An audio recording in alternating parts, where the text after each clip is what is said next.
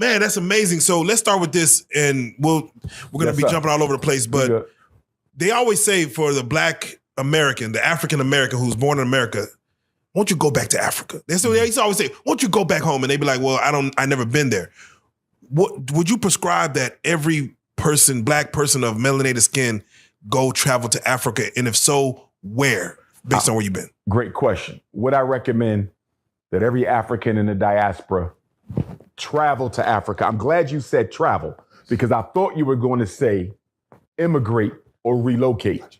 Travel, yes, so you can know who you are and where you come from.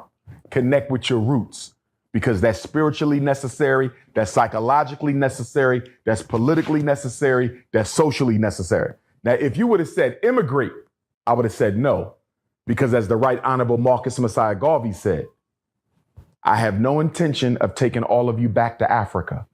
Some of you are no good in America, so you damn well will be no good in Africa. And I'm of the same way. We don't need bunny hoppers in Africa. We don't need basketballs and footballs in Africa. You understand? Right. We don't need to be taking no problems there. You go there, you go to solve problems, not to create them. You know what I mean? So Garvey never led a back to Africa movement. That's what the white man called it. When people hear the word Pan-Africanism, they say, oh, they want to take everybody back. We never believed in that. And I don't believe in it now. Only those who want to go and have something that they can contribute to the rebuilding of Africa should go back to Africa. You understand? Now, to what you said in the beginning there, the whole world is the kingdom of Africa, because we're the first people to circumnavigate the planet. We're the first Europeans. We're the first Asians. We're the first Americans. We're the first everything. We was on every continent before anybody else ever evolved. If you dig long enough, you're going to find Black folks everywhere in the beginning. So the whole world is the kingdom of Africa, but the continent is the royal palace. Now, that phase you went through, I won't even say phase, that what you went through when you went to West Africa. Yes, sir. Is that something you think every Black person can experience, or do you have to be chosen to go through that? That's a great question. I'm going to look at it a couple different ways. Gotcha. To begin with, in many African spiritual systems, women, Black women, are born with the spiritual capacity to access other dimensions. They born with it, right? Mm-hmm. So the African woman is slightly more spiritual than us in that she's born with that energy. We have to be initiated and trained into it, right? So that's one part of my answer. Here's the other part. It depends on how spiritually ready you are. Here's one of the laws of spirit, right? Your ancestors might want you to go to Africa and go through exactly what Dr. Umar went through to open you up spiritually, right? But are you psychologically ready to receive that truth? Listen, I was born and raised Muslim. That indoctrination was heavy, right? So even after I went through that awakening inside of Goree Island, I still had to deal with some of the indoctrination of Islam that taught me that anything that was beyond the realms of the Quran was not divine. You follow me? And I'm a conscious brother, and I still had to work through it. You see what I'm saying? So remember, spirit will only give you what you can handle. They might want to give you the world, but if you are not psychologically, emotionally, and spiritually prepared to be opened up, it will harm you, and therefore they won't bring it to you. So when you hear that saying that says, when the student is ready, the teacher will appear. That is exactly the truth when it comes to ancestral awakening. They're only going to come to you if you're ready to receive them. And that night in that hotel room, I don't think I was ready to receive them, but they made me ready because they wasn't letting me out the room. You feel me? And they came so hard that I could not ignore what I've been through. In other words, had I dreamt that, if that was a dream, I would have reasoned it away. You follow what I'm saying? They had to get me awake, sitting up on my bed, because anything else, I would have dismissed it as some sort of random dream. So they got me when I was awake because they needed to make sure I accepted it. That's real. I'm curious, what did you think of the Black Panther movie? The Black Panther movie, shout out to Ryan Coogler, and of course he has a Black woman. Cinematography, excellent. Right. Excellent. Excellent. Now let's deal with the content. Yeah, that's all I wanted to The do. cinematography is one thing. Content is something else. I got issues with the content in Black Panther. Why? Killmonger, which I believe was Dr. Umar plagiarized, because in that movie, next time you watch Black Panther, you're going to hear Killmonger say things that I've said verbatim. Verbatim. I saw at least 4 comments out of Michael B. Jordan's mouth that I've said verbatim. Damn. So they took me and made me into Killmonger. Can you give us maybe one of those? Yes, indeed. When he said there's 2 million people all around the world who look exactly like us and we not doing nothing for them. Who the fuck you ever hear say that but King Kong? And I could give you more than that. They took me and made me him. There was another action thing that just came out. They had my whole hair. Of course, I cut it now. Had my hair, beard. It was the three women. It was a black sister and 2 white girls. I forget. It was, you know what I'm talking I know about? exactly what you're talking about. Yes. They had me in there. And everybody texted me for the doc. They got you in here. Look just like me saying my shit in there. Oh, you need a lawyer. You know, but stay with me. Stay with me. So with Black Panther with the content, Killmonger was the metaphorical woke black man in America who knows everything but doesn't respect African culture. The message in Killmonger to Africa was, don't let these woke Negroes over there. Yeah, they read all the books and they know all the history, but they don't respect African culture. They've been Europeanized and they filled with hatred, like Killmonger. If you let Black America come back to Africa, they will destroy your society. There was coded messages in Black Panther for different African populations around the world. Now let's look at Prince T'Challa, right? Rest in peace to Chadwick Boseman. His character, the Black Panther, was what? Selfish, stingy. He was a nationalist, but he wasn't a Pan-Africanist. He didn't care about black people outside of Wakanda. Y'all remember that? Yeah. Remember when Lupita kept trying to get him to go help? She said, we got everything in Wakanda. Let's go help our brothers and sisters in America. Prince T'Challa said, we don't give a damn about them. Yeah, he did. You follow what I'm saying? So that was a message to Black America that Africa don't want your ass. Y'all can keep wearing dashikis and changing your name and getting locks. They don't want you. So the messages, I think, were very damaging and destructive to the aspirations of Black people on both sides of the water. And let's be clear, this was not a coincidence. Black Panther came out in 2017, was it? 2018? 2018, I want to say. What was the very next year after Black Panther came out? The Year of Return. 1619 to 2019. 400 years of African people in the diaspora relocated from slavery. Are you going to tell me it's a coincidence that you bring a movie out? You bring a movie out the year before the quadricentennial of Black slavery. You bring a movie out that tells Africans, Black Americans are no good for you, and tell Black Americans, Africans are no good for you. Look at this now. Killmonger is the metaphorical black man in America. Prince T'Challa, the metaphorical black man in Africa. You don't want to be bothered with him, and you don't want to be bothered with him. Now let's bring it home.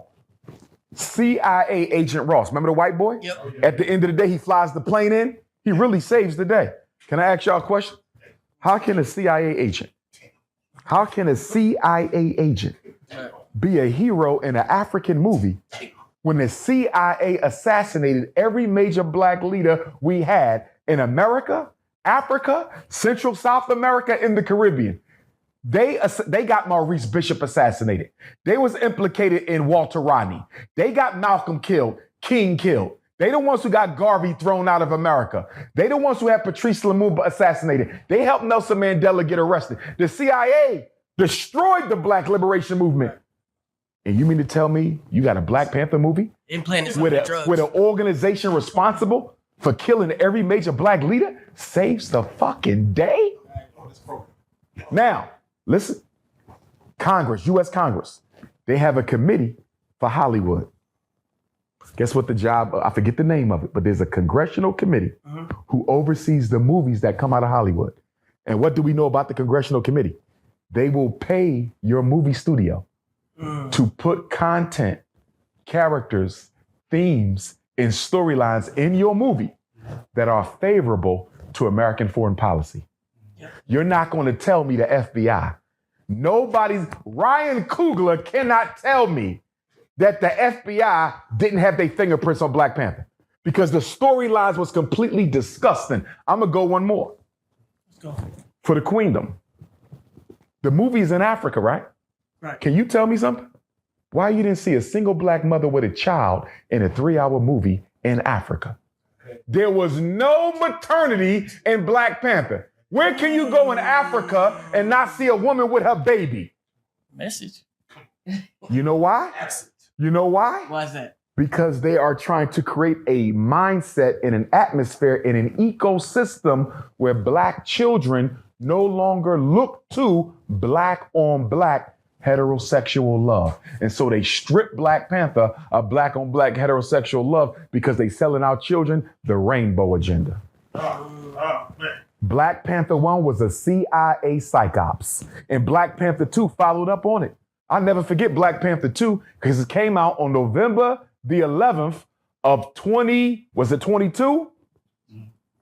22, right? I know it was 11/11. You know why? Because we just celebrated Nat Turner. Nat Turner was hanged November the 11th, 1831. So every November the 11th, we go to Nat Turner land and we celebrated him in the army, right? So at Nat Turner, I said, who want to go see Black Panther tonight? We was hyped. Just got finished celebrating Nat Turner. We got the energy. We go to the damn movie theater, and all I see is brown people whipping the shit out of black people. That movie was a disgrace. Black Panther 2 was a disgrace. Yeah. Listen, can I ask you a question? Go back to Black Panther 1, right? Right. Our children was hype off the characters in Black Panther 1, right? Everybody wanted to be, right? Now you high off Black Panther 1. Your mother and father take you to see Black Panther 2. So now you got these, I don't know what they were, Latinos, Arabs. They were Latinos. Okay, and much respect to the Latino nation. So you have these Latinos, right, who live under the water. Right. And they have all the same powers. But even better. They have even better powers. Oh boy was a god. Somebody help me. Since when did you have another category of superheroes, right, who have the exact same or better grade, higher quality powers of your superheroes? Here's the question. What was the purpose of Black Panther 2 if it wasn't to strip the self-esteem of black kids who was riding high off of Black Panther 1? They whipped our ass. They went into Wakanda and whipped everybody's ass. Jabari from the Mountain Tribe, he wasn't doing shit in Black Panther 2. He got his ass whipped. You feel me? So, and then remember they killed the mother? What Black Panther, what black person you know? They kill Auntie, Angela Bassett, kill your mother. You come back and make peace with the people who killed your mother? Damn. What kind of movie was that? Listen, Ryan Coogler. You're not going to tell me Ryan Coogler writing these himself. Nah. No black man is writing no movie where your people get destroyed by another race. And it's supposed... You ain't killing my mama and then come on, man. Good after that. Yo, that movie, I almost walked out and I'm sitting next to my godson. I'm like, what is this? I wouldn't take my kids to see this. This is an insult. And now they're working on part 3. What do you think about them making Bucky the black, the Winter Soldier? He was the White Panther. I didn't understand the last scene in the movie. Who was the white dude at the end? Jesus. That's Bucky. Cracker G. Who is he?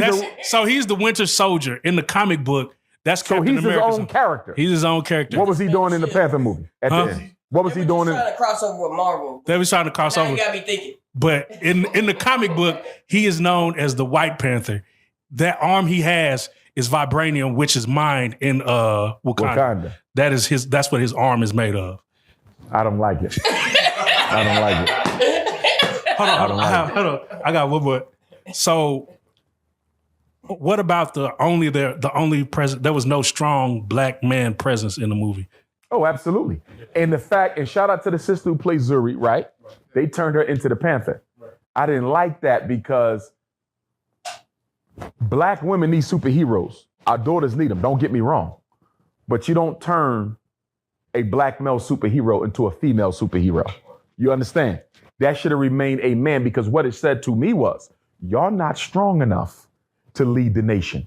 So we're going to let a woman take over. And that's what the hell we've been going through since the 1970s when they started deindustrializing the inner city. So there was a lot of themes in these movies, man.